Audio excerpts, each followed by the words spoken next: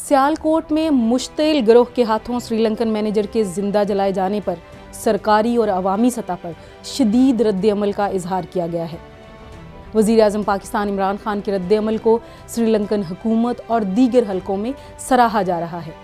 अपने ट्वीट में उनका कहना था कि मैं खुद तहकीकात की निगरानी कर रहा हूँ और दो टोक अंदाज में वाज़े कर दूँ कि जिम्मेदारों को कड़ी सजाएं दी जाएंगी।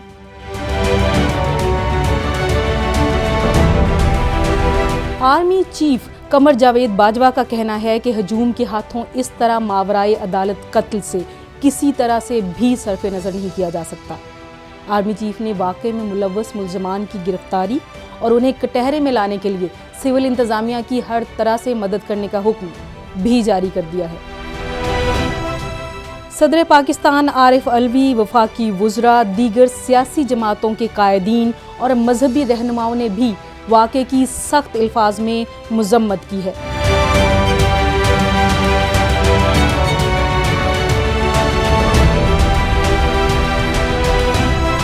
वज़ीर-ए-आज़म पाकिस्तान इमरान खान ने इस मौके पर जुर्रत का मुज़ाहिरा करने वाले प्रोडक्शन मैनेजर मलिक अदनान को तमग़ा शुजाअत देने का ऐलान किया है। मलिक अदनान, आपको अपने मुल्क की तरफ से खराज तहसीन पेश करता हूँ।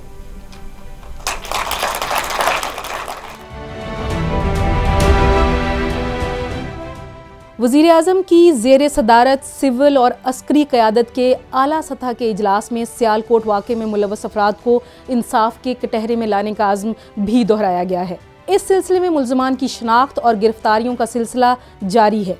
27 मरकज़ी मुल्ज़मान को गिरफ्तार करके दहशतगर्दी की अदालत में पेश किया जा चुका है।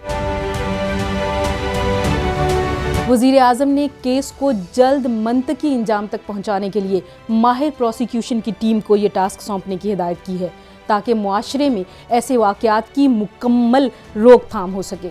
Nahid Akhtar, APP news, Islamabad.